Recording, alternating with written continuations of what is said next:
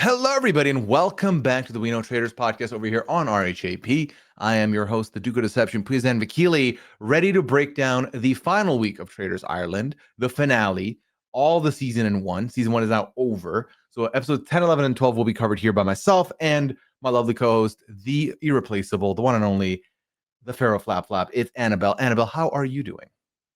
I'm flapping. I am holding it together. We have covered this across 2 continents.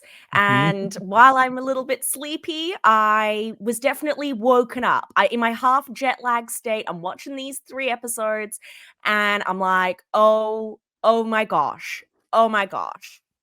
Oh my gosh, indeed, because we have had a very fun season, and that continued into this week.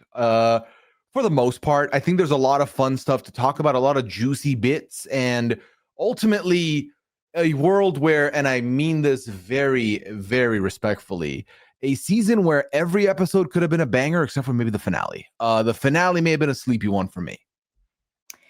Yes. I think interestingly, it was a slow start to the season. And then at the end of last week, we said it kind of doesn't matter who wins here. It's going to be a satisfying ending with the asterisk that, if it had been Wilkin, Joe, and Kelly, probably not, but that was unlikely to happen anyway. So very satisfied with how it ended. I know a lot of people really struggled with episode 10 and 11. I had a few people tell me actually they dropped off after episode 10. It was becoming too hard to watch. Okay. Yeah. But I actually think this is a really fantastic season. And while it did start to get a little bit predictable right there at the end, I don't know, I still had some hope here. I still had some hope, and I'm really happy with how it went. Yeah, I'm with you. I do feel like 10 and 11 contentious ones, we'll get into them, but I think that, like you said, we did end last week saying we're probably going to end up with good winners here. And I would say I'm like 66% happy with the winners. We'll talk about where that 33% is gone perhaps, but for the most part, I'm a little more irritated, and I guess now we can say names, because if you're watching this, you have finished the season, because if you haven't, tune out in the next 3 seconds as I open the graphic and say, Annabel, we covered week 1 of this show. One cast member went completely unmentioned on our podcast because she was not on the show. They did not put her in there outside of a couple ad libs where she had some correct reads. She is one of our winners. I do not understand why she was so severely under-edited the first half of the season. I don't get it. Oyen, where was she? Why was she not? I'm annoyed because she arguably, we can talk about it, will go down as one of the best faithfuls to have played this game from where I'm standing. So why was she underserviced? No, I completely agree. And I think the only reason why, she's not getting more props, or at least in the, the strategists. I think people who watch for the love of the show and want to see a good queen are like, yes, Oyen, one of the best faithfuls of all time. Why I'm struggling to see her in the same light as, say, some from the non-English language seasons I've seen is just because we saw so little of her. We saw her have great reads. We saw her have a great relationship with Vanessa, and we saw her win. But we haven't seen the rest of the agency. She must have been really close with Nick, at least, and we didn't really see that.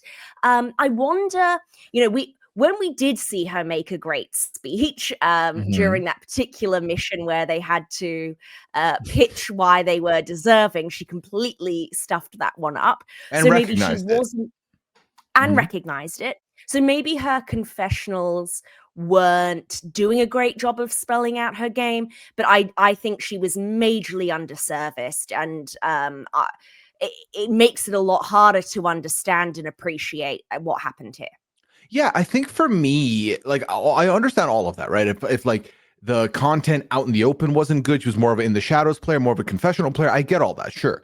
I think for me where it goes a little bit wrong is we have a moment in the conclave where Ben and Nick are clearly discussing options, and they're like, Oyen could get on to us. She knows what she's doing. She's caught every traitor. And Wilkin is a lost puppy. Wilkin can't do anything in this game. He's lost. There's no way. And then they keep Oyen and get rid of Wilkin. So for me, where I do think that is where they chose to lose the game, I don't understand how Oyen, who survives getting murdered there, we are not seeing her story play out a little bit more, or not being shown that a little bit more. Because again, how do you survive Wilkin? Wilkin, the person who, bless his heart, has been guaranteed to be in the final Fire of Truth since episode 5 for me. How you were able to outlast him in a moment where you should have been murdered instead, I don't know. But you also didn't tell me, show, so how am I gonna know? We needed to see more of her relationship with Ben and Nick. I think from the breakfast conversation we see between her and Kelly, we can infer that her relationship was with Nick over Ben, but not knowing that relationship, we'll never know. Yeah. You know, did she give them something that made her believe that she was swayable? We certainly know that they were really close between Vanessa and Ben. They were like very, very close. And maybe they thought they could get Vanessa to turn on Oyen. I do want to talk about that Wilkin murder, though, because I think that's our first murder of the week, and a really critical one. And I think sitting on it and digesting it for a few days, I think I might have changed my mind on it. No. The first murder was of Kelly's bestie. It was one of Amy. the Dookies. Mm-hmm. Yeah. Amy was the first murder. Yeah. Which was a great murder, I want to say. Perfect murder. I mean, it was working. At that point, that was the right choice, in my opinion, also, because you had a lot of people like looking at each other, and Amy was an inconsequential piece to take out. It rattled Kelly in the process, which was fine because Kelly is misinformation station. So as long as she's like firing off on all cylinders and not looking at you, why not? And it really made all the guns get pointed at each other. Kelly is looking at Faye, Joanna is looking at Faye, but also talking to Vanessa and Oyen, who are looking at Faye. Faye's looking at Vanessa. So they're all looking at each other. For some reason, someone brought up that it's probably a woman. So the boys were sitting pretty after this murder. So I 100% agree with you. Amy worked out. That was a good pick in that moment. Yeah. All right. So that's a good pick. Let's talk about the Wilkin murder then, because I think this is a controversy. And immediately after finishing the finale, I thought the Wilkin murder was a game-losing mistake. They should have murdered Oyen here. And I wonder, I think I may have been changing my mind on this just in the last 24 hours. Interesting. But talk me through that pitch, Pooya, because I think it's a compelling one. Okay. So my take is that it was a game-losing move. Now, here's the thing. We find out that the fact that Joanna gave Kelly the shield caused them to change course of action because they wanted Kelly out in this spot. They do not get the option to get Kelly out in this spot. Instead, then they opt to take out Wilkin. And I think their thought in their head was, well, then we'll be in 3 pairs. We feel good with our relationship with both pairs. They're probably going to want to vote with us. So we'll just sever one pair. They'll get revealed as a faithful. Then we'll be like, oops, okay, let's look at the other pair with the remaining one. We vote out one of those people. We get to the final 4, me and you together as a duo, Kelly on an island, Oyen on an island. We convince Kelly to vote Oyen, and then we snipe Kelly. And then it doesn't matter, even if we end it or not, we win because we have the numbers and it's all good. So I can see the vision. I understand the vision. Where I have an issue with this is that Vanessa is a suspect coming into that next round. Faye is a suspect coming into that round. Wilkin is not out the woods. He's as lost as he is. Wilkin is not seen as a prime suspect. Is seen as one of the suspects. So to me, he could catch votes still. That's not out the window. And he's one of the boys and most likely would and could potentially vote with you, especially if everyone's still like, it's a woman. It's got to be a woman still here. So for me, Wilkin should have stayed for that reason also. Because Oyen leaving, I think Oyen was someone who was hard cleared for everybody. I know that there's been some mention of maybe it's between Vanessa and Oyen, but it was always Vanessa. And if Oyen leaves, that leaves Vanessa as a prime suspect who then could still get targeted. It could still come up. I don't think it makes Vanessa innocent in that situation at all. I don't think it clears her if Oyen's gone. Going into the Faye banishment, more people were looking at Oyen than Vanessa, and I think it's at that round table Oyen clears herself. So I kind of disagree with that. I don't think you're wrong because again, part of me still thinks that potentially the Wilkin murder was was incorrect. But like, let's look at this from their point of view for a moment. Sure. And I watched their Uncloaked, still didn't get a lot more information. I slithered into Nick's DMs to ask for more information and didn't get a response. So Nick. still would like a little bit more clarity or exactly what they were thinking here. But if we murder Oyen, right, there is no way Vanessa would ever have murdered Oyen at this spot. So I think if we murder Oyen, it clears Vanessa, which now means it's between Faye and Wilkin. Are people sincerely going to believe that Wilkin is a traitor over Nick and Ben? I think at that point, they've already lost. There's no way Ben and Nick both win. It's going to come down to, Faye and Vanessa. Faye's going to back Nick, and Vanessa's going to back Ben. And where does Wilkin kind of sit on that? I think that they'd already backed themselves into a corner, because I don't think you can murder Oyen without clearing Vanessa.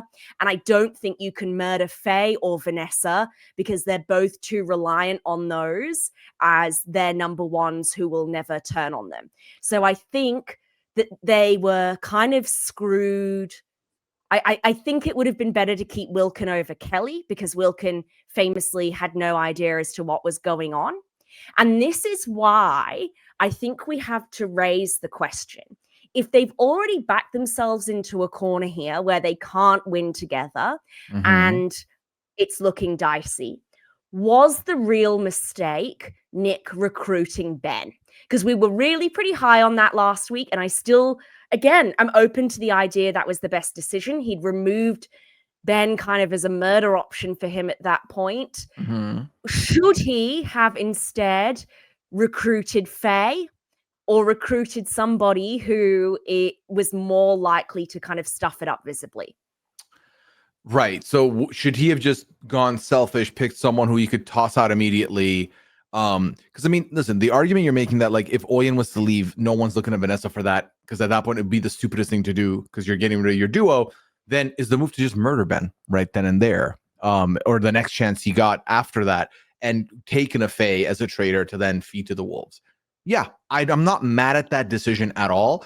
I just think that the problem now, looking back at it, is everyone's got a pair there, okay, but you and Ben as a pair, as a very vocal traitor hunter pair, because again, we know Vanessa and Oyen have also been clocking. We have seen it. We have heard it. But to our point, Oyen's not getting the major camera time because Oyen's not making it a public spectacle.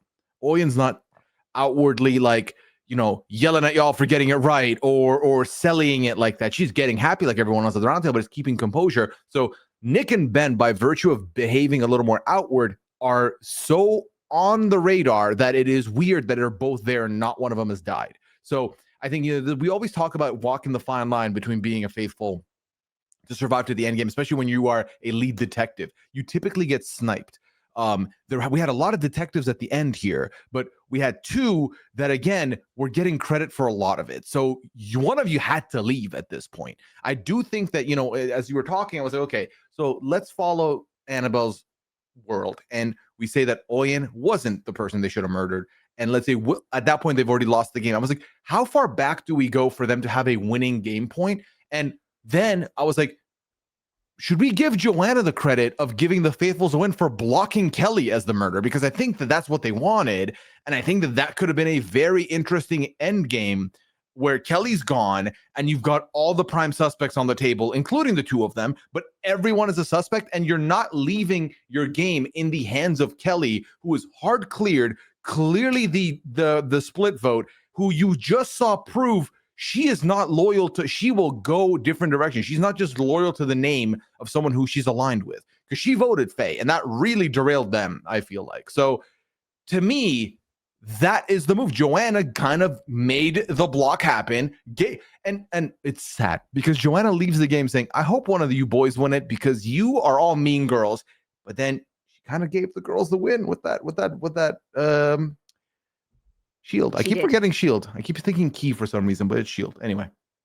I think Joanna really helped with the shield, and I Mm-hmm. actually think the boys not going to a tiebreaker for Faye was much worse Mm-hmm. than the Wilkin murder. I agree. Yep. Wilkin murder not ideal. I actually don't think they could really do anything else in that circumstance. Mm-hmm.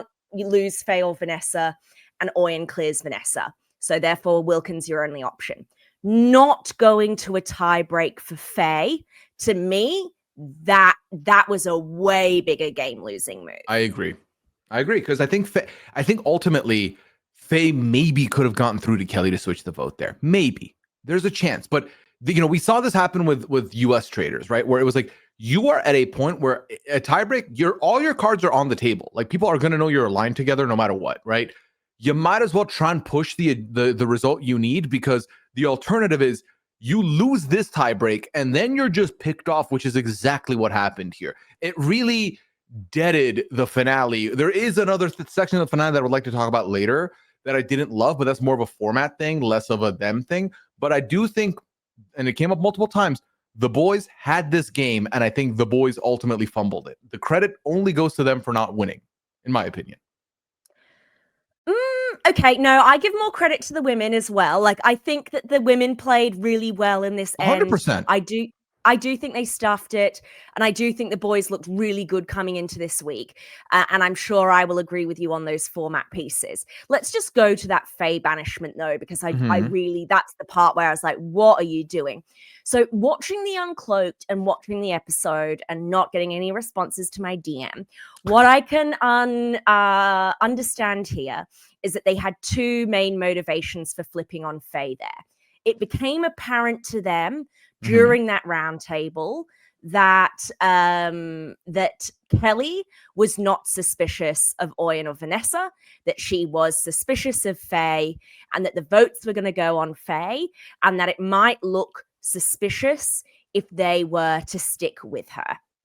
And Sure. the other argument we hear in Uncloaked is that it was a mercy kill in a way, that they would have felt bad revealing to her at the final three that they were traitors.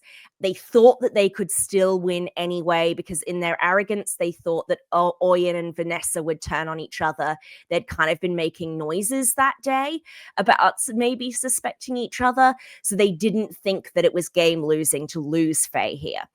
To both of those points, I would argue, I think you just argue it's an alliance game at this point. They were all saying at the breakfast table it's an alliance game, using the term clique. I just think you say, regardless of whether or not Faye's a traitor, we need her as a number. I'm keeping her. See you later, Vanessa. And I don't think Kelly, Oyen, or Vanessa would have changed their votes. Maybe Kelly would have. But worst case scenario, we know from the US, okay, it's a tiebreak between Faye and Vanessa. Is it a coin flip at that point? It's a 50-50. And then you've at least got a 50-50 chance. And Faye is not going to turn on them after that. She's going to say, wow, you really had my back. Yep, you vouched for me, and I'm going to run it with you. I don't think Faye switches there. I think if anything, Faye wants the people who just put her to the brink of elimination out regardless. So, and even though if logic is working there, I don't think Faye is switching. I feel like, to me, I think that's what I meant earlier when I said they lost the game. I think there was a lot of arrogance there. I think for Nick was too worried about whether or not Ben was going to flip on him. Every confessional, he was talking down about Ben, not worrying about the fact that these other people could look at you because you've had such a squeaky clean route to this point, and a very presenting moment where why wouldn't you get murdered? Why are you still here? I think the other part, Annabelle, is that you can't, okay, let's say Vanessa and Oyen have been disagreeing with each other. Faye and Kelly, clearly a little bit of disagreement with each other. The two of you need to not be as united as you look. This is, to me, a little bit kind of like the seer, right? Where it's like, the minute the seer comes into play and two people are connected and trust each other fully, you are not incentivized to bring those two people to the end, because they're always going to vote together. So even if you're both innocent, how do I trust that you two aren't going to do me in by voting me out at the final four? So for me, that's not good. There needs to be a little bit of doubt. Nick needs to do a little bit of, why am I here? That makes no sense. Could it be Kelly? Could it be Faye? Am I an idiot? Is she playing me? Are my strings getting pulled up?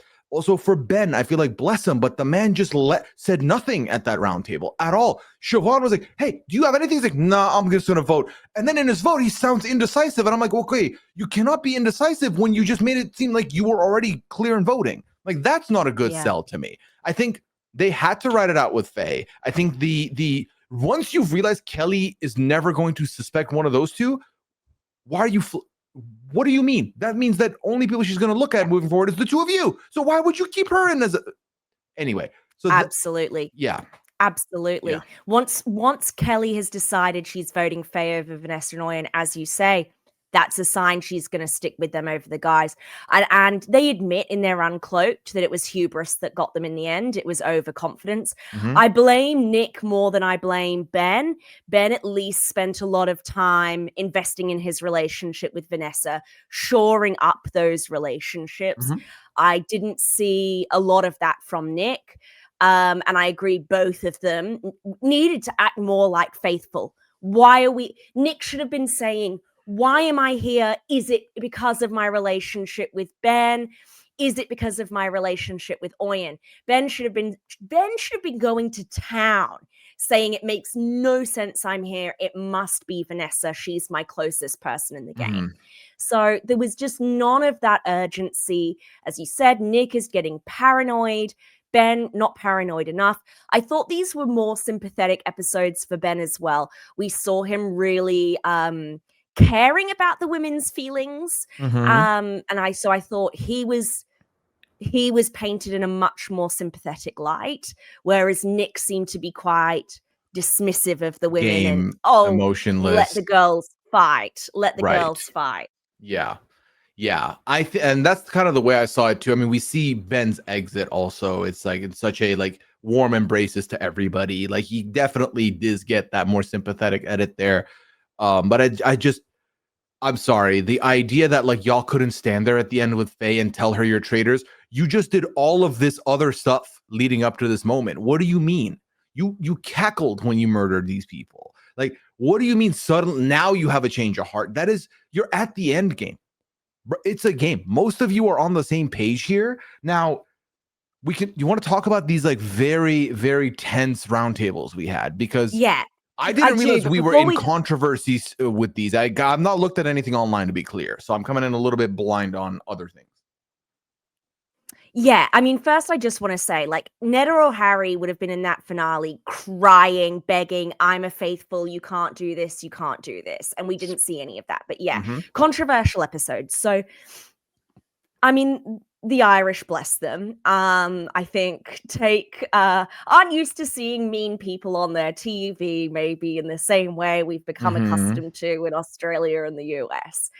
So I think a lot of people found the Joanna banishment really, really difficult to watch, with Joanna, who's been telling us now for episodes that she doesn't really have any friends, she doesn't have any alliances, the women having a pretty united front in banishing her. And then that moment at the end where Kelly says, well, thanks for the shield, and they all giggle, and she goes out crying. And there's been a lot of a lot of heat about that online. Pooya, I was someone who sat at my final round table and had somebody tell me, Annabel, I don't like you at all, and you're so annoying that it must be a fake personality because no one could possibly be that annoying. It was unpleasant, different for me because at least I did have a friend there. That said, I think we have to be a bit forgiving of people in this situation. I mean, first of all, there's a few psychological pieces here at play. First of all, there's that kind of groupthink gang mentality where Kelly's feeling really insecure about her spot in the mansion, and it's making herself feel more secure by being part of the anti-Joe group. And then we know from watching Big Brother, from watching Survivor, we feel much better about our difficult decisions to remove people when we think of them as bad. But in this scenario, the Traitors is unique in that person genuinely could be a baddie. Like, the Traitors are bad people who are there to ruin the Mhm. game, and the game is to get rid of the bad people. Yeah. And I think they genuinely believe she is a traitor. We see this across so many franchises. People feel very justified berating on quite a personal level people they genuinely believe are traitors. And I don't think that makes them bad people. I just think that makes them human in a stressful situation. I wholly co-sign that because I think what is clear to us, right, is first of all, is a game, is a show, right? Second, with the traitors, there are two roles. There's faithful and there's traitor. If you're a traitor, I'm sorry, doesn't matter if you are murdering people, you have to do it for your win. You cannot win by not taking people out. That's not possible. If you're a faithful, you have to get them out. But like you said, I think the number one thing in the human condition with these shows is in order to, because I have nothing else to go off of, I have to make this person be a villain in my head to justify taking their shot away or justify how angry I feel. Kelly was livid that Amy went out and was looking for the person who did it. And so, and I think I will say this about Joanna. I felt really bad for her on the way out. I really did, especially Kelly's comment on basically laughing in her face of like, well, thanks for the shield, but I'm not voting with you tonight. Ha ha ha ha ha. Was ruthless on the way out, I will say. But also, Joanna, you kind of double dipped here. You were definitely taking information to both sides, and all the two sides needed was to hear that you were giving them both the same thing, and they shot the messenger. They just shot the messenger, and like that happens. But I think what ends up happening is things get very heated. You're closer to the end game than you were before. You are thinking about the money. You are thinking about the prize. You're thinking about, okay, yeah, I finally felt comfortable with this person, and the first chance they got, they did me in. I don't like that. Now people are going to look at me as a traitor. I don't like that. And I think that justifies it. And then if you're traitors, you have to just watch it happen. You don't need to, like, you're not trying to fix this situation. This ain't your beef. You're sitting pretty. So you don't need to make any movements. I think it's a very complicated game. But I also think that there are audiences that are still not ready for what this game provides. And I think that I don't say that as a disrespectful thing. I don't say that as a mean thing. I just think it's the reality that quite a few people watch shows like this, and to this day still will watch shows where the objective of it is you need to be the last one surviving. You need to be the last one there. You're trying to like make it as far as you can, and you are willing to do what it takes because to you it's a game. It don't matter. Life goes on, and also I might win some money to provide for family. But then some people think that there's a morality boundary that you have to put up where you cannot cross that line. You cannot say this thing. This is too mean. You cannot bring this person in. This is uncalled for. And there's no set rule that any of that is a thing. It's a rule people make in their head because everyone has different boundaries and different bubbles that they're not willing to break or go through, which is fine. But then you can't shit on someone else's boundaries or lack thereof because you have these boundaries. Because who are you to police that? Who are you to govern that? Anyway, all of that to say, as somebody who has zero boundaries in these games, for the most part, I would say, I felt bad for Joanna, and at the same time, I understood why she was getting she was targeted. I get it because of the fact that two sides looked at her as the person who was causing some dissension in the group. Yeah, and it's a social game. It's a more social game than a lot of the other games Hell are. yeah. And I've been worried for her saying, I have no alliances. I'm a free agent, because that is not a good thing here. This is not a strategic collecting votes game. This is a gut feeling, how do I feel about you game. And I don't want to sound like I'm unsympathetic towards Joanna. Absolutely. I'm still holding a grudge here 2.5 years later. Or Joanna has every right to get up there and say, I hope you don't win. That was really mean. I do have boundaries, Pooya. I don't think that you should be going out of your way to intentionally make someone have a bad time in the hopes you'll break them psychologically or quit. That's my line. But I don't think that line was crossed. I just think they were having a natural human reaction. And as is she. I mean, she's being told by Oyen that conversation at the round table never happened. I never asked you, who are you voting for? Are you voting for Faye? And then changed it when you said we don't have the numbers. Oyen, that conversation definitely happened. We have receipts. So Joanna probably is sitting there feeling like she's being gaslit by a bunch of traitors, being called a liar, having every single person remaining validating this about her. Of course, she feels absolutely garbage. Full sympathy for her. I just, no assholes here is my vote. Yeah, I 100% agree with you there. I think it's just such a tough spot to be in also when, you know, Joanna also doesn't have anyone going to bat for her. Oyen and Vanessa are protecting each other. Faye and Kelly have each other here to an extent. Ben and Nick are also there, big chillin'. Wilkin, bless his heart, also there, big chillin'. So it feels like she definitely is getting heat from everybody and can't do anything about it. I also think that this twist couldn't have come at a worse time where they had this, take the torch and snuff someone's fire out if you don't trust them, because she got like basically the first three, and then everyone was like, well, we know where the votes are. And then she knows that she's not safe going into the round table. So she ditches the shield, keeps this dagger, which again, this dagger ain't doing it, y'all. This 2-vote thing, all it does is make everyone else unite, so the dagger can't affect anything. We're not going to get the 3-2-2 we dream of here, or at least maybe it's too soon. I don't know. But I'm sorry. Cast your mind back to New Zealand season 2, Pooya. Not every cast is New Zealand season 2, Annabelle. Not everyone has what it takes to pull it off. That's my thing. Also, maybe it's more so the delivery of this to me, Annabelle, because Joanna gets gifted this as the least trustworthy person, right? It's hey, you have a dilemma because you have been cast out. So we're giving you power. You get to decide what you want. Would you like safety in the nighttime, or would you like 2 votes? And you just saw, and she explains this very nicely, of like, I lost 3 votes. I can tell already 3 people are against me today, so I'm keeping 2 votes just in case. But then it doesn't help because if those 3 don't come from the traitors, right? Then you're like, okay, there's 2 traitors also. That's 5 votes, Annabelle, that are coming on to you. 2 traitors that are jumping on these 3 people's votes. Why wouldn't you try and take the dagger and do something? I just think she was doomed to fail. So let me retract. Let me say the dagger does work because, like you said, there is precedent for it. However, I don't think it should have been given to I don't think this should have been the way it got distributed. That's maybe what I'm needing to say.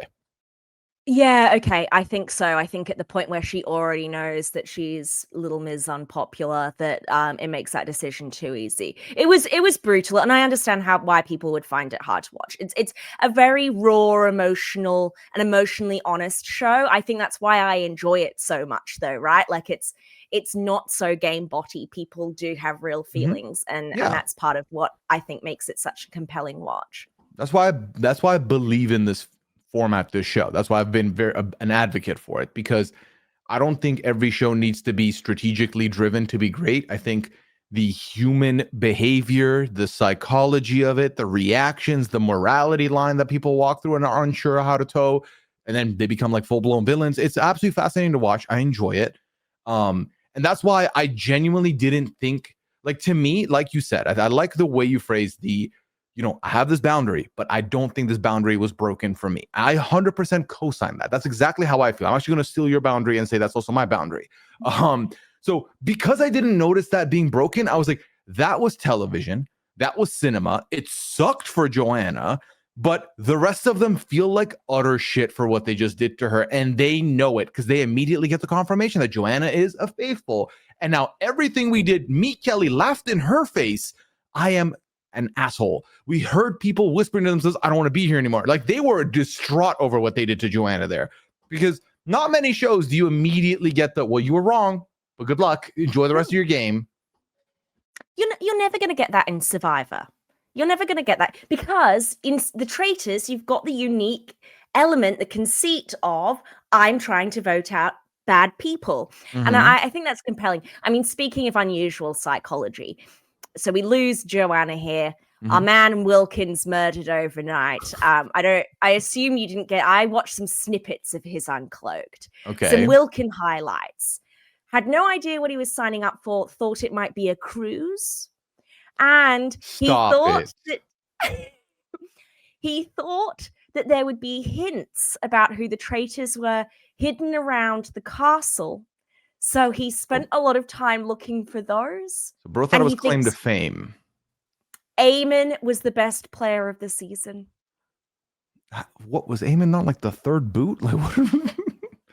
or Even fourth. if you remember self-sabotaged, inserting himself in between the Porty Caitlyn fight for literally no reason. Yep. He was the most clear or the most hidden traitor, and he put himself to the forefront and was the first traitor out. Wow. Well, Ken bless you. Even from beyond the grave, you were like, let me make a couple bad takes here real quick. Let me cook a little bit. Absolute icon. Mm-hmm. And I feel. Do you have anything else to say about the Fae banishment? I mean, again, the men say nothing. They needed to have gone into bat for her. I think they needed to do well. The problem is when Nick was trying to go to bat for her, Nick was just cutting Vanessa off, which was way worse than anything he could have done. Because all that does is leave receipts for Vanessa of like, I remember how you treated me. And that comes up later when he was like, no, I didn't. I was like, no, but you actually did do that. I feel like it was the most infuriating. To me, I was way triggered watching this, Annabelle, because I feel like, when Vanessa's continuously saying the word buzzword, I know what buzzword means. I know what that's code for. That is a frustration that you are having, but you don't want to call it out right here. You don't want to make it a whole thing because it's going to stop the game essentially a little bit. Because I felt like watching this, Faye was like, well, I don't understand why you think that. And Vanessa's like, okay, well, let me explain. And Vanessa starts explaining, like, well, I just don't understand. And it's like, well, if you let her explain, she will tell you. But every time she says that, now Faye's like, but why are you raising your voice? Is the energy you're getting back? And it's like, because you're not listening to me. And then when Nick is like, listen to her, it's like, I'm sorry, Nick. This is where you chose to insert yourself now, here, like this? No. This was like the Joanna thing was cinema. This was borderline frustrating for me to watch. And to me, if Vanessa had gone out in this way, that would have left a bad taste in my mouth. To a certain degree, because to me, the type of game Faye was playing is a game that we see a lot on Traitors, right? As a faithful, which is, I'm a faithful, and I'm going to accuse 7 people of being traitors. One of them is a traitor, 6 of them are not, and they're going to go out. I'm going to feel bad about it a little bit. But if you think I'm a traitor, you are garbage, you are wrong, and it is insulting to my character that you would ever say my name. But you've done that also. There's a hypocrisy there for sure. And Faye's reaction is something like everyone's upset when they're accused of a traitor if they're not. Because I'm not. What are you talking about? But the way she was not letting Vanessa get a word in here was just so uncomfortable because Faye also is not recognizing that you do realize, Faye, you and Vanessa both put knives down and said Joanna's the one. Joanna wasn't. And now you're like, well, it's got to be Vanessa then because Vanessa did that to me. Why wouldn't Vanessa think you're doing the same thing if she is also a faithful? Or if she is a traitor playing that role, she's obviously going to do the same thing. So to me, I don't know. I'm just going to ramble now because I was so bothered by this. I was so irritated that, yeah, I just, when Vanessa said buzzword, I felt that in my core. I felt that Yeah. tenfold. And I don't blame you. I mean, Nick even pulls out the big, you were being aggressive bomb the next round table.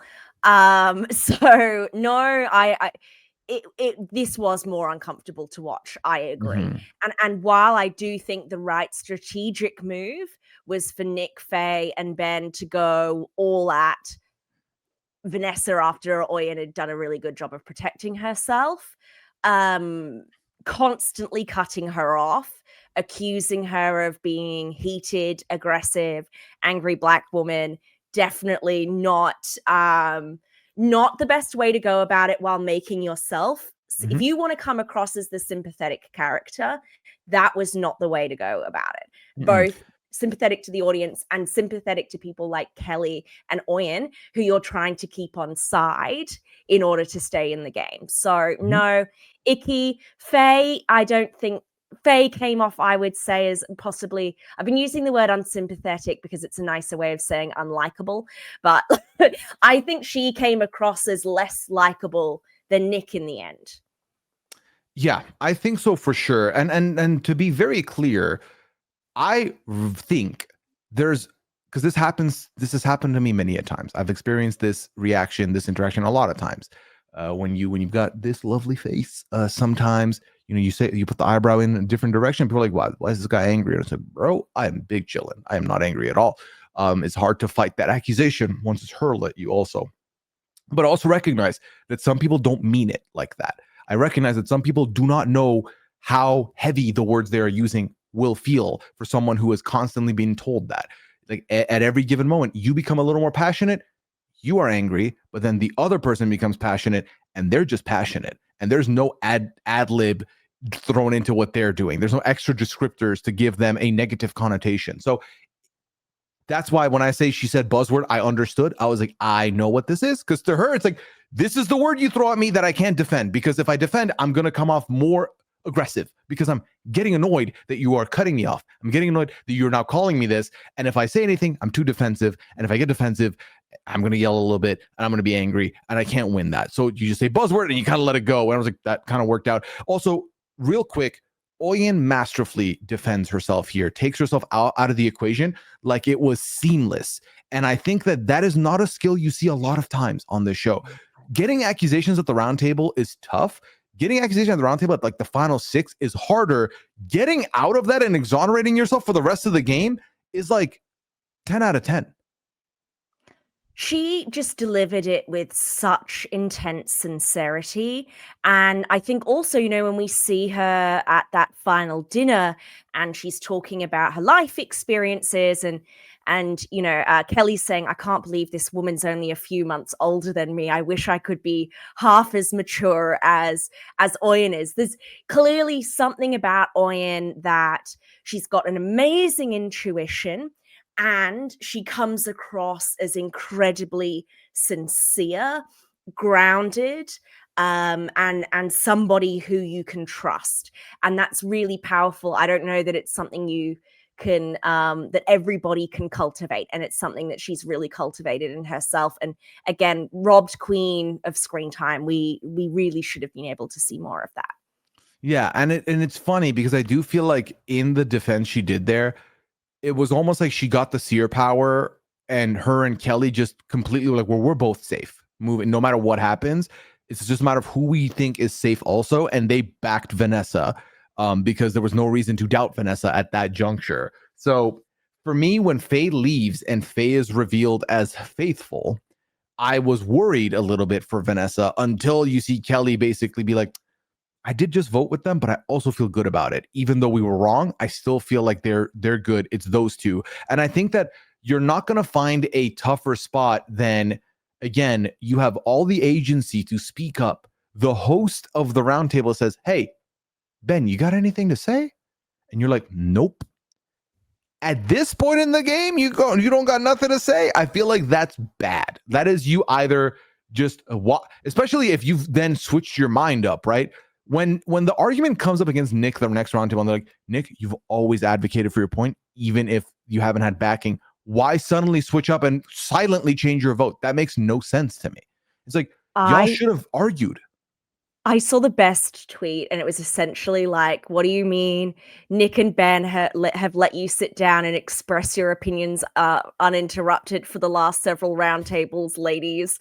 This should be the biggest red flag. Like, these men took up so much space. They needed to be the ringleader of every single vote.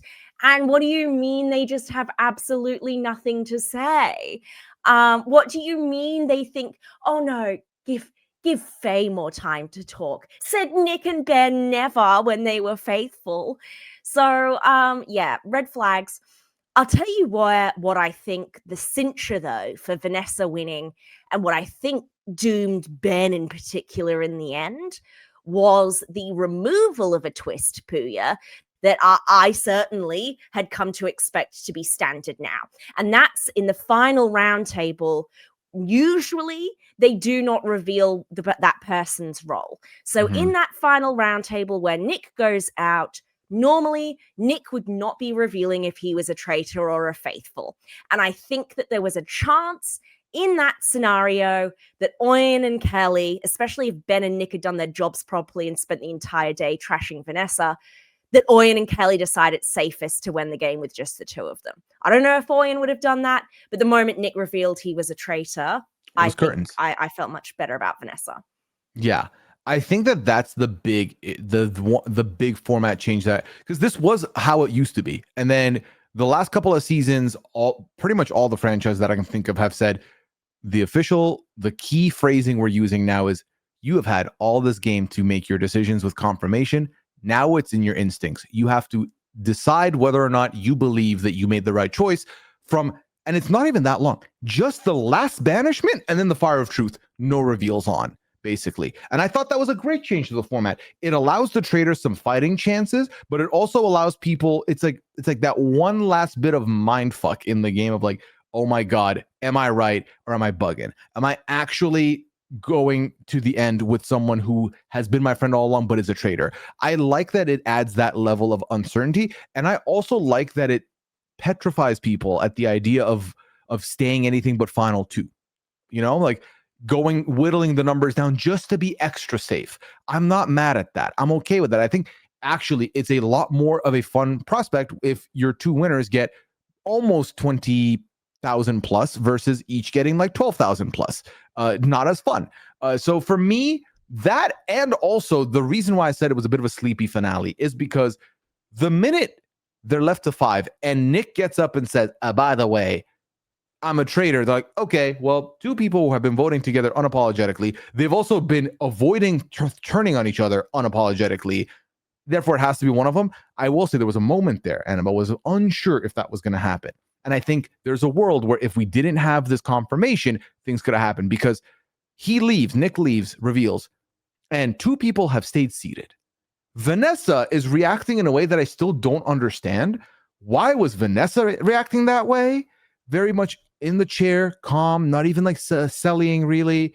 And then you had Ben with his hands over his mouth, clearly trying to mimic that, hey, I am surprised. I cannot believe my best friend was that.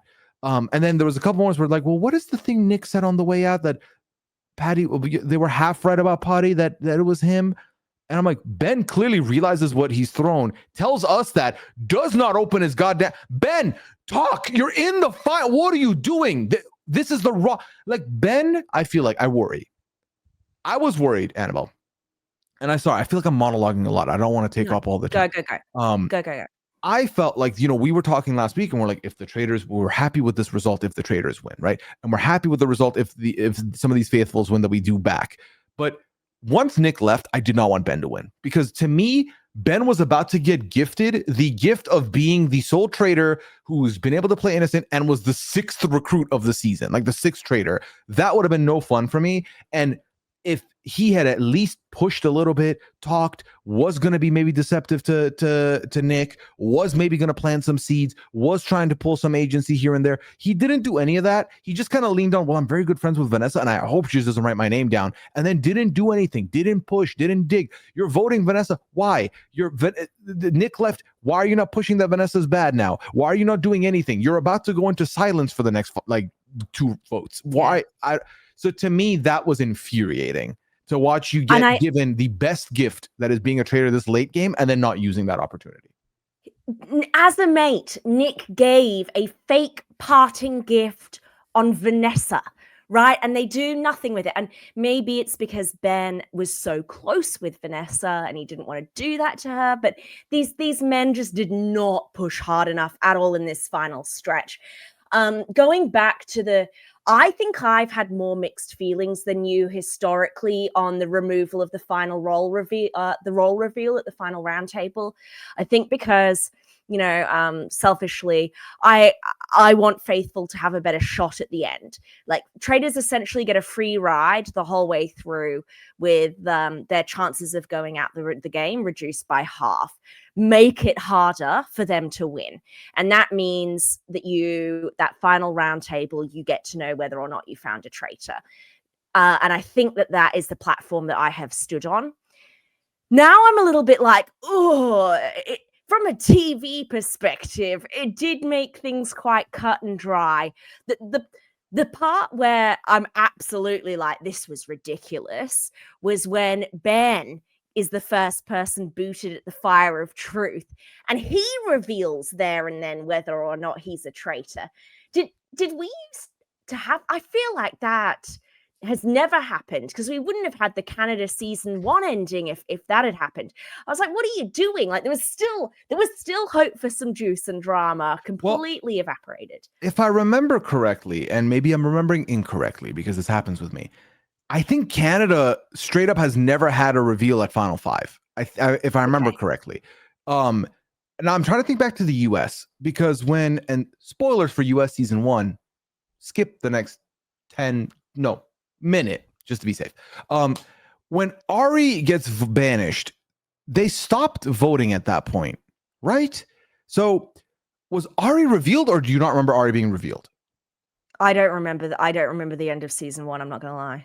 Ari kind of removed himself also, which, maybe I need to look that up before I speak any further. But one point is, I think, to me, should be clear, and that is, I don't like when y'all do reveals at the final fire of truth. That is No, where I don't want any no. reveals. I No reveals there, I agree. I think that is the one place where, regardless of format, just leave it, because if they've made it all the way here, they got to go with that gut. Like, I know it says Yeah. of truth, doesn't mean the truth needs to be revealed. The truth needs to be felt within, or some other, mushy stuff you can say to justify it. Do that. That's better. Hardcore. I'm hardcore on final fire of truth. No reveals until you end the game, and you just go based on gut and based on alliances. You decide when you're going to end the game. I think it does spoil it, and maybe they just wanted to be nice and Irish about it and have the girlies, Vanessa, Oyen, and Kelly, end the game together rather than be ruthless, because we've already lived through the messy Joanna and Faye exits. But I'm here rooting for mess.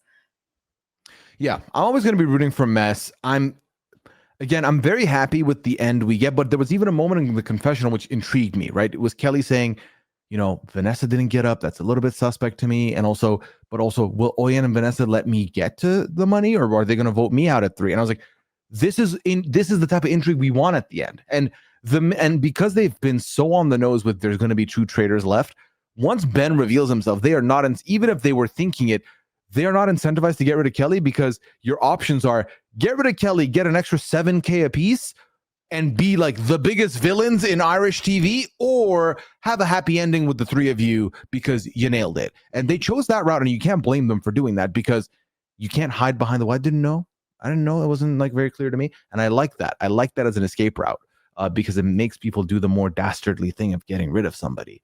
I mean, think of, also skip ahead again. But again, also, if you're watching this, I'm assuming you've watched at least one of the franchises, US season 2, when the challenge players were like, all right, MJ, get your ass out of here. Yes, right? That was great. I always think of that. That was iconic.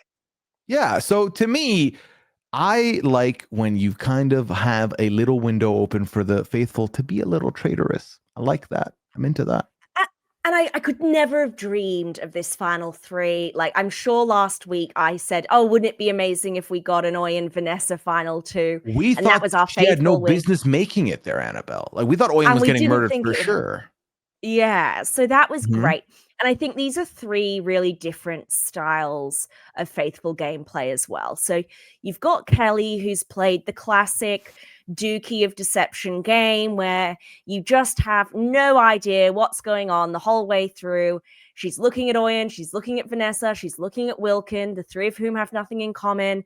She's just friends with Amy and Christine, vibing out and, loud and wrong. And then makes a critical, good decision, right read at the perfect time. And we've seen that's usually how a faithful wins. We've had Oyen, who kept herself safe through most of the game by being correct about who the traitors were and loud about it at the round table, so that those traitors were too scared to get rid of her. And then somehow at the end here, don't know how, had enough close relationships and sus on her, but then reversing that sus. It was a very delicate game she played, and she pulled it off. And then you've got Vanessa, who's played the classic traitor guardian angel strategy with Nick, where, I don't know, she somehow makes it through the first part of the game and gets taken there by Nick and Ben, who have good relationships with her, in particular Ben. So I think they're 3 really good, interesting ways of playing the game. I still stand by that if Nick had won, he plays my dream starting faithful game. That's the level of agency and taking the game by its, by the skin that I want to see. And so I do have another favorite faithful winner in one of the non-English language speaking seasons. But that's not to say that what Kelly, Oyen, and Vanessa did was great as well. Yeah, this is one of the reasons why I do love this franchise, is that you can get so many different endings and different types of players getting to that same ending and getting the same result, right? No two faithfuls are the same. You can't copy paste them. Oyen and Vanessa play side by side most of the game. Not the same player, not even close to the same type of game played. I think the thing I like about Oyen's gameplay is that Oyen was vocal about who the traitors were, but Oyen never went behind the scenes at like dinner or at like, missions and pushed an agenda and said, we need to get this person out. Not being passive enough there, but being vocal at the round table made her immune because she wasn't pulling a lot of strings or doing the most. The traitors didn't feel like it's all that much. The traitors like, she's talking, but I mean, as long as she's not saying my name, I'm fine. And if she does, I think I can defend myself because she's not going to mobilize. Well, guess what? She didn't need to mobilize. Y'all got yourselves out, or you got. So perfect gameplay to me. Oyen plays a fantastic game. Perfect. Vanessa plays a fantastic social game. I absolutely love what Vanessa did. Vanessa also, I feel like, had a lot of heat throughout the season and was able to fight back on that without really getting scrutiny to the point of getting banished. I think that's a very hard tightrope to run. Kelly was there. Kelly, at the very Kelly least, was there. Stop it, Pooya. Kelly got the shield when it mattered most. I don't know how she did, but by taking that shield or getting that shield from Joanna, Kelly locks her spot in the finals and locks her spot as a W, and pretty much was guaranteed the money when she became the swing vote. Well, granted, had she voted the other way, she would have been cooked, but does not go that way. So the swing vote, that worked out for Kelly also. I mean, Annabelle, I know that sounded harsh, but also when you are part of what we have called the Dookie of Deception Alliance, the reality is, Pooya, like, we don't respect that game style because that's not what we want to watch and that's not who we are. In the same way, like, I know I am an aggressive, out there person who really wants to like play hard. You're which mobilizing is why, people. Yeah, which is why, in my narcissism, I prefer a Nick style of game over an Oyen style of game, even though the Oyen style of game is better. Do you know what I mean? Like, objectively, she's played a much better game. And you know what? The Kelly Dookie of Deception, flubbing your way to the end and getting in there at the right time, only one of them can do it. R.I.P. Amy, R.I.P. Christine. Kelly got there, and it's a consistent way to win as a faithful. So it's just 100%. not what you and I personally like to watch. No, it's not what we want, and I think it's not what we want to play, because I don't want to leave the game and everyone's like, this dummy. Like, I don't want that on me. I also think the loud and wrong strat, we've talked about how well it works, because if you're loud and wrong often enough, if you survive like past the first half of the game, if they don't murder you, you ain't going nowhere, because they just think you are a lost faithful, or you're such a bad detective that you're never going to say the traitor's name, so they're not going to kill you either. And so you kind of do get to the spot where you could win it all. We saw this happen another Traitors US season. Skip ahead if you want. Season 3 of Traitors US, we had a couple of players who played this game, the Kelly game, so to speak, out of the 4 faithful that win that season. So it is a strategy that does work, whether you choose to implement it or not. Whether you come and say, this is the game I'm playing or not, that doesn't matter to me, because that's the game you played, right? It's putting don't matter. All of your, I hate it because it puts all of the agency in the traitors' baskets where, yes, you're reducing the likelihood of your murder, but you're not increasing the likelihood of a traitor banishment and therefore your own recruitment. And there's nothing to say that they won't pick another wrong person over you. So Joanna says in her Uncloaked that she was intentionally being loud and wrong and would go after people she thought weren't traitors so that she would always look wrong. And I mean, look at her edit as opposed to somebody like Mark, who we lost a really long time ago, but will still stand out as being somebody the edited portrayed really positively.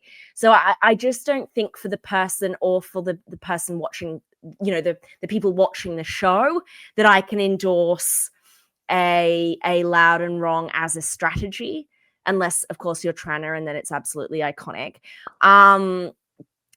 But again, it is it consistently works for some people. I feel like that's the other thing too, is like the people who are loud and wrong don't intend on being loud or wrong. They fully think they're gonna be right, and they're not. And then once you're there, it's like, well, I'm unlike a game like Survivor or a game like a Big Brother where it's all about the resume at the end of the day. You're trying to build something, you're trying to plead your case to the jury. If you're a faithful, you're trying to make it to the final four and not get banished. That's all you're trying to do. So as long as you get there, whatever method you do, kudos to you. Will the commentary be as kind as like a player who has been a lot more in control of their destiny or has made correct reads or has gotten rid of the people they needed to?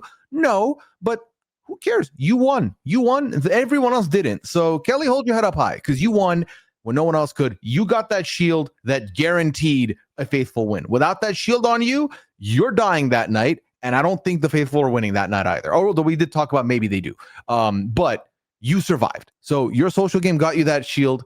Take it and run with it. Even though it was not a guilt gift from Joanna like you thought it would be.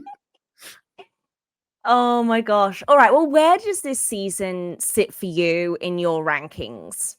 Oh, that's tough. And whether you recommend my someone watch it? Yeah, I need to write down my rankings here. So let me give you I'm trying to, like, if I was to summarize the season to somebody, why would I vouch for this to be a watch?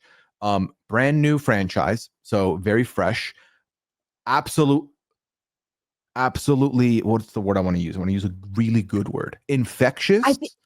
And go ahead. I would say its big selling point is that it's a strategically interesting season. So I think if you were going in to play as a traitor, this is a season to watch because you see how poorly it is played at the start and you see how important it is to clutch it up at the end. So I also think it's interesting to watch from a faithful perspective because they do such a good job of identifying them, because I think that Nick and Oyen are so interesting in their strategies, and you have both play styles there to look at, also with Vanessa. So I think it's for me, in terms of enjoyability, slow start and a little bit slow at the end. I would put it below UK 3, but above UK 3, but below Canada 2 for me. And I would recommend it to people who want a perfectly watchable season of The Traitors, but are mostly interested in strategy. It wouldn't be one of my first 5 to watch, but it's definitely strategically interesting.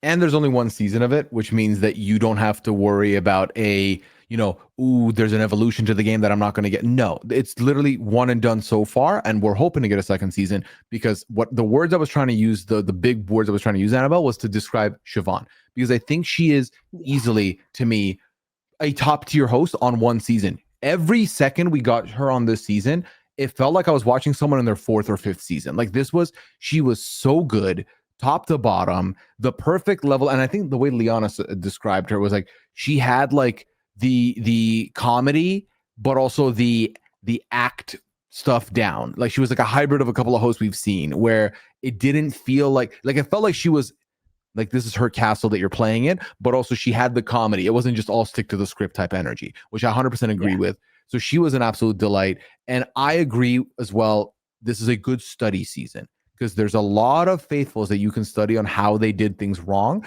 There's a lot of different faithfuls that are identifiable for you to realize, where would I fall into if I was to play this game?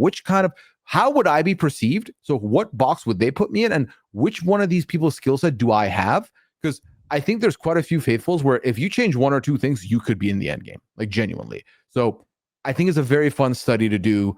I think that we were I think that for me, I want to give credit to Ireland for this, Annabelle. I think they rocked it with the missions. I think there were some very fun missions sprinkled in here that were some thought-provoking ones, a little bit of intrigue there. So I did like that as well. And also I feel like the formatting outside of the end game, I was fine with all of it. I don't personally want to see the seer come back anyway, so I'm fine with that. But just at Final 5, they've done all this so far. Let them cook at that point. You don't need great to casting. give them anything. Great casting. There were so few duds. I mean, some of these early people we lost were amazing, like David, Caitlin, Eamon, Nina like was a huge L, losing Nina that early also. yeah, losing Mhm. exactly. So it was a really, really solid cast. I have one more question for you. Yeah, So what's on the up? internet, all right, Mhm. the internet's favorite character of the season was Porty. Mother was Oyen. I believe Oyen is probably also crush pick of the season. And villain of the season was Nick. So Pooya, I want your favorite character, villain, who is the biggest villain, your crush pick, and who is mother. Damn, can we go one by one and each Yeah, reveal all right, one by let's one? start with okay, Okay. cool. Let's start with who is your favorite character? Potty's a very intriguing pick. I almost want to co-sign it just because without him, we don't have a chaotic conclave that ends up bringing us here. We don't get a father and son in the turret, which was wild. Also, sorry, one last thing about the rest of the season.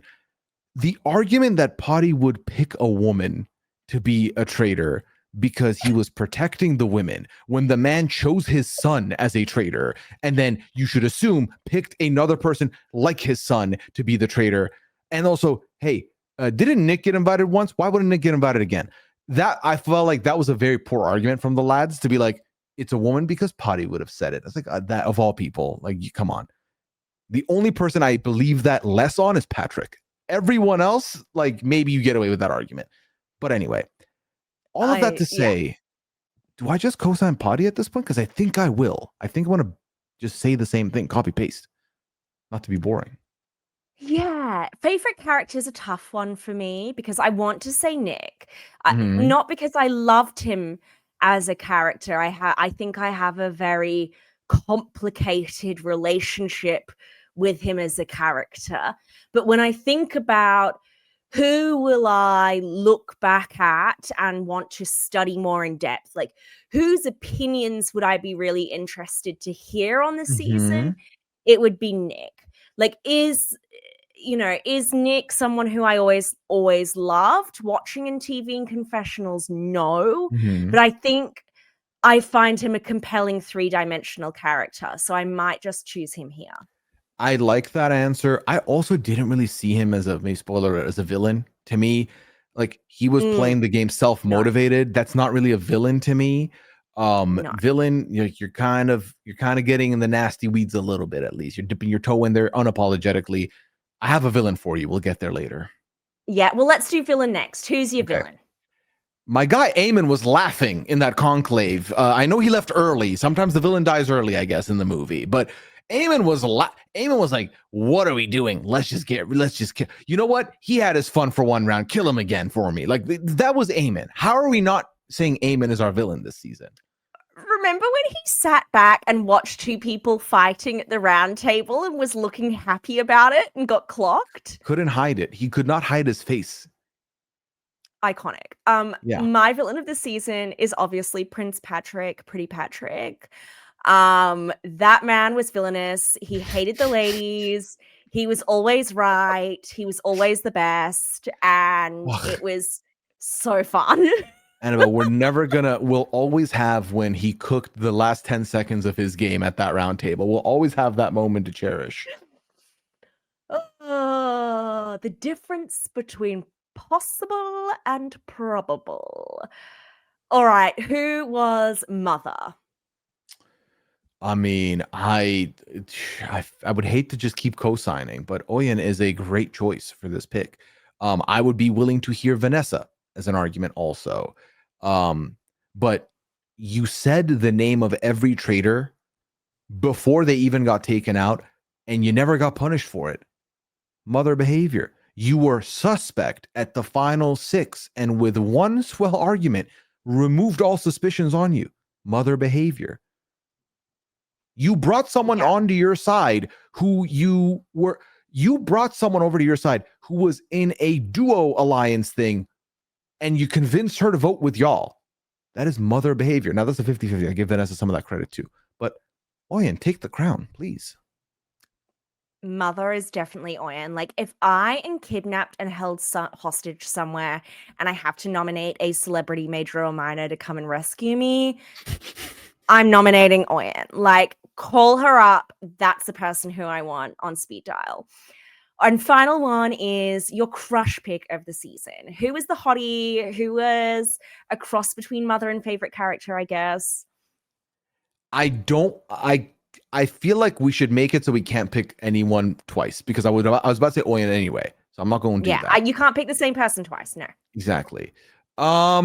You know what? I'm gonna go with Caitlyn. I'm gonna go back to Caitlyn Oh, here. yeah. Yeah. That's a good one.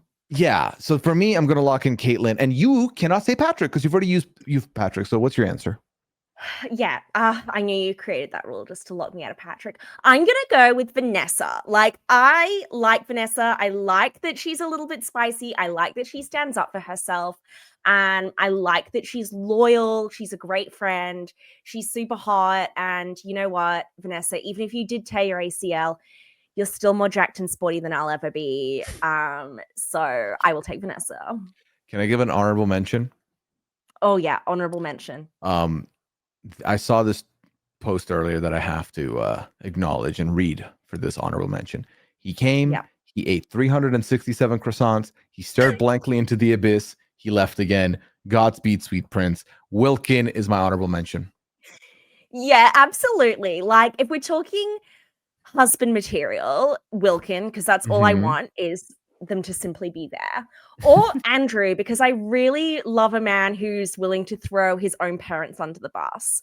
Like, pick me over your dad, and Andrew would every day. 100%. If we were to dish out one more award, and that is who was most done dirty this season, I would pick one person and one person only, and that's Gemma. You know how diabolical Gemma. It is to be voted out twice and you never got to play the game? Like, no, Gemma wins that award. It's a sad one to win, but she wins it hands down. Yeah, Gemma. And the audience was done dirty as well by not having more David. Like, David would have been so messy, kind of embarrassing. I wish we had more David too. I agree. David would have been very good as well.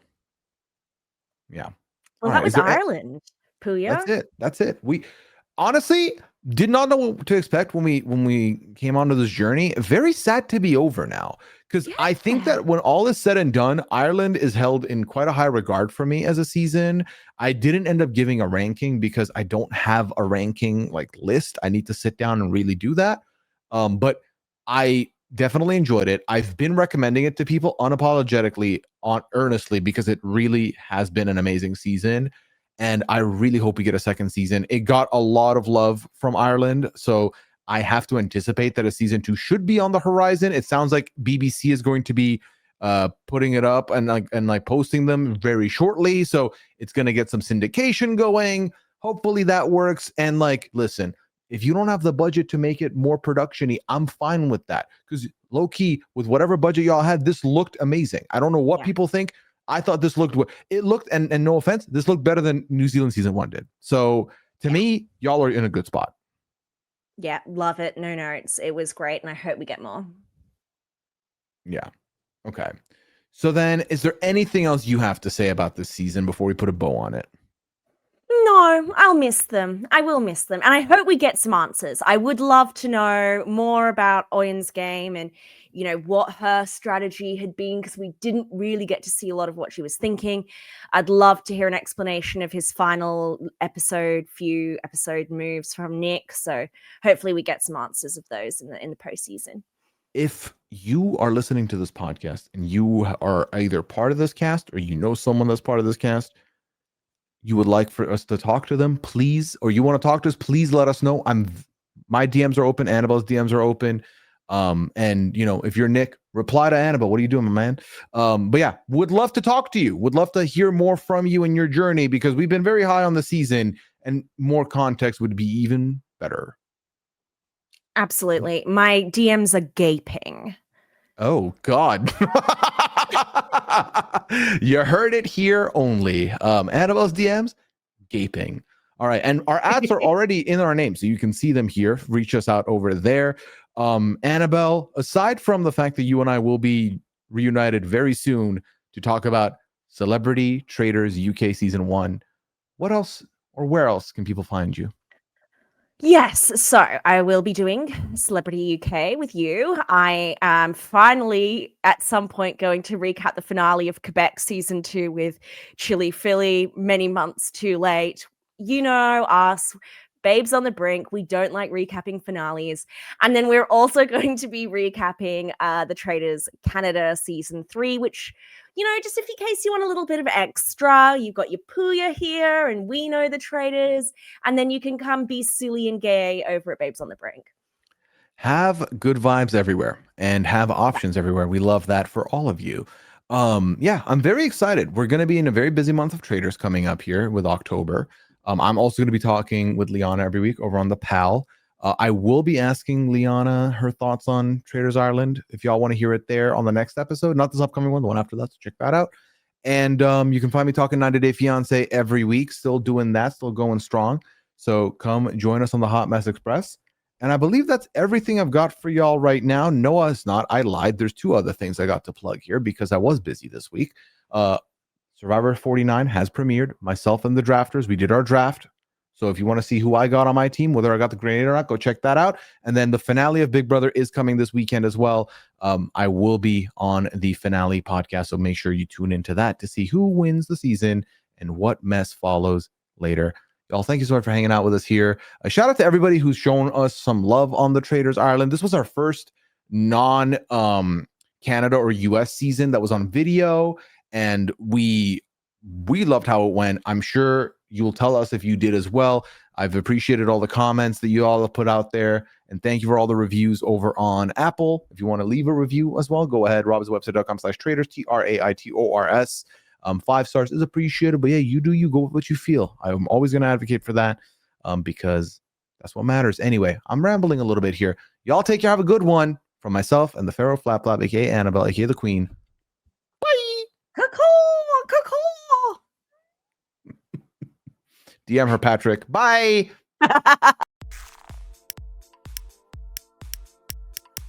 This is RHAP. We know reality TV.